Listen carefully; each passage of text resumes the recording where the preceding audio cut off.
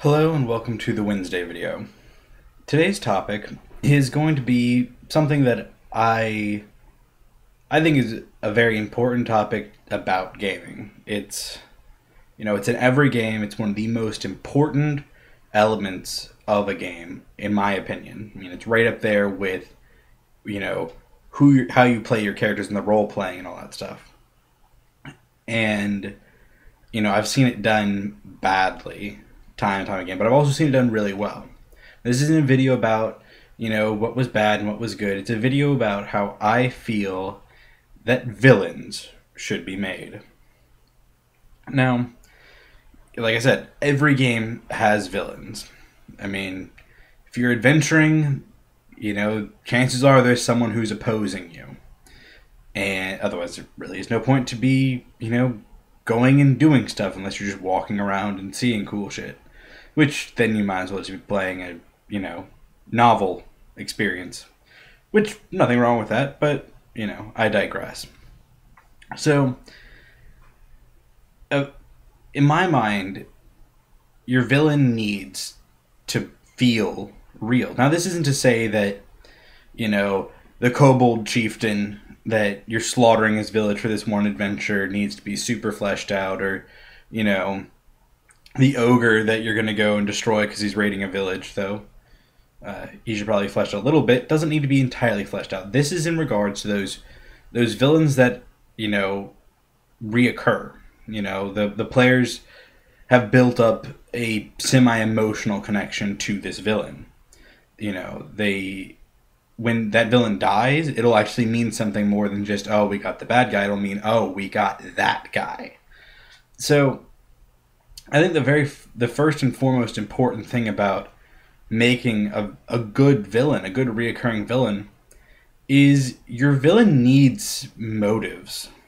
Like, motives that are real past, I want to bring my dark god into the world to destroy my enemies. Like, okay, that's a motivation. But the real question is, why does he want to do that? Why does he want to bring his dark god in? Because right there, you begin to, make this villain much more than just the, cookie cutter bad guy. Now this villain has reason, has motives, has, a character all of their own. And I feel that is the most important element to the villain, is that motivation. So, that motivation, though, like I said, needs to be more than, I want to bring my dark god in. Now, the players may never, ever find out what their motivations are. This isn't to say that the players have to find it out.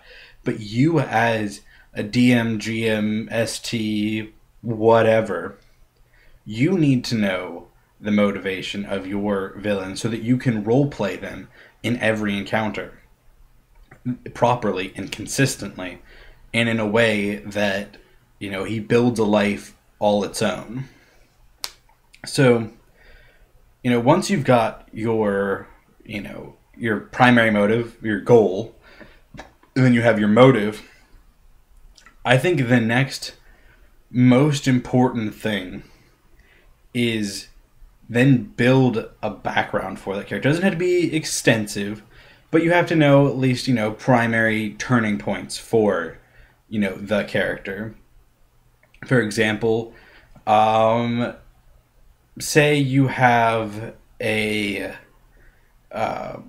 warrior who is determined to, or, a fighter who is determined to bring his dark god, we'll continue with that motif, into the world.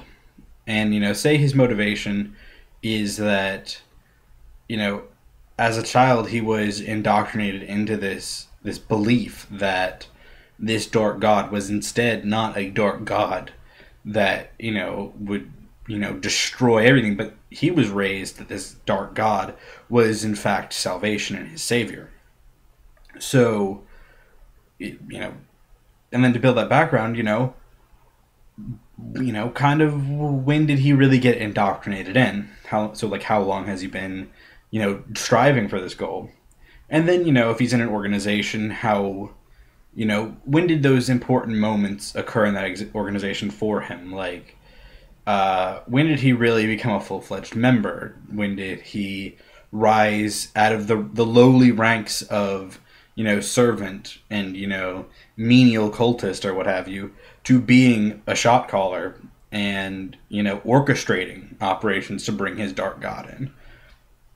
And yet again, these aren't things that the players have to find, but they take 15, 20 minutes to, quickly think out, but they add so much to your villain that when it comes to role playing, you'll stop thinking of this villain as he's the cookie-cutter villain, bringing his dark god in, whatever.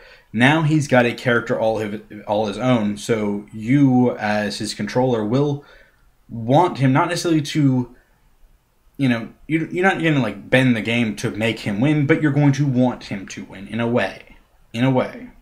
You'll have him,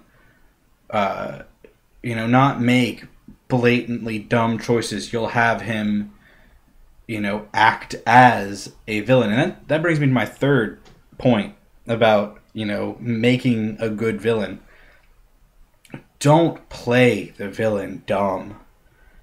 I mean, that's one of the things I've seen more often than not is, GMs will have their villains make poor choices because they're villains. They'll, create instances where advantage goes to the player, and, the players never really tried to get an advantage. They never strived for one. They just happened to have one because they happened to be the good guys and the villain wasn't. And I think that's the worst thing you can do, because right then and there, your villain stops feeling real.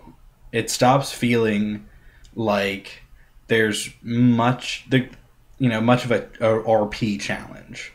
Because, there's still inevitably be a combat or what have you, and that in itself can pose a numerical challenge, which, can be very entertaining and very fun.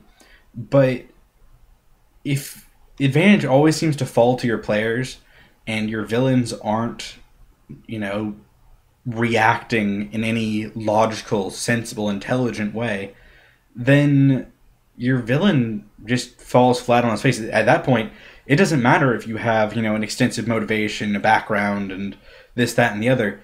If your villain makes dumb choices to cater to the realm of it being a game, it's dull. That's just the fact of the matter. It just becomes dull.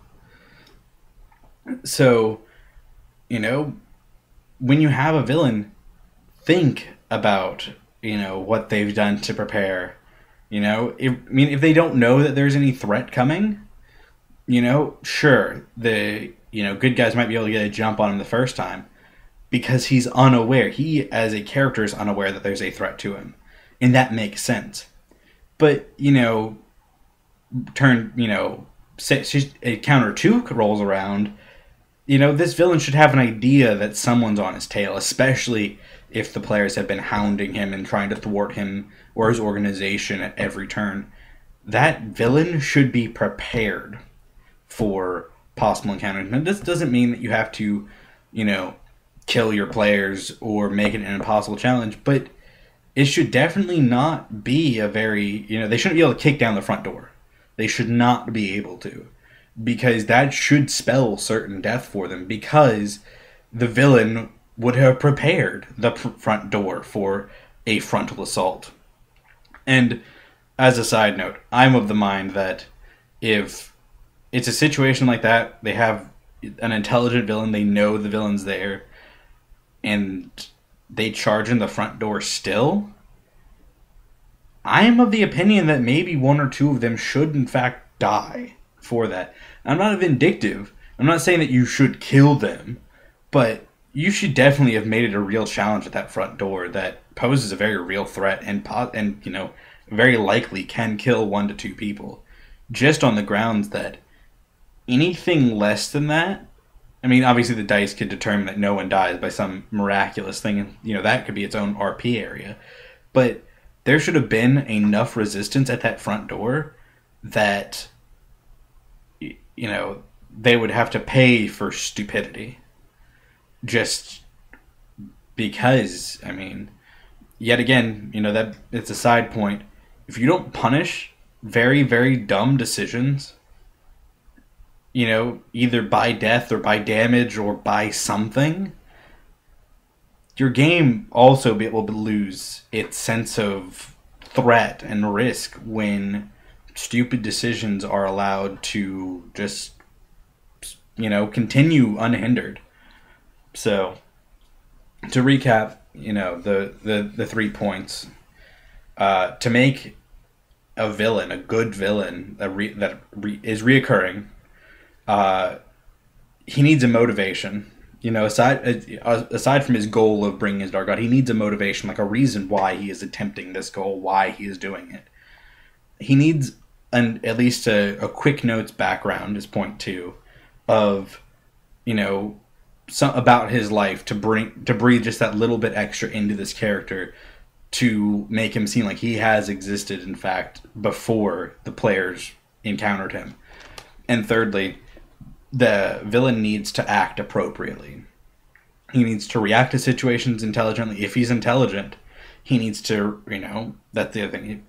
He needs to react in the way that is believable for his character archetype. The brute will still probably, try and just beat the shit out of things. But the intelligent and the cunning would lay traps, would lay ambushes, would, even use decoys. But something along those lines. And sometimes that would include a mastermind killing his own people to get the villain, if that is how cold your villain is. Have him do that. Have him, purposely kill his own people and kill other people in the process because that's his character.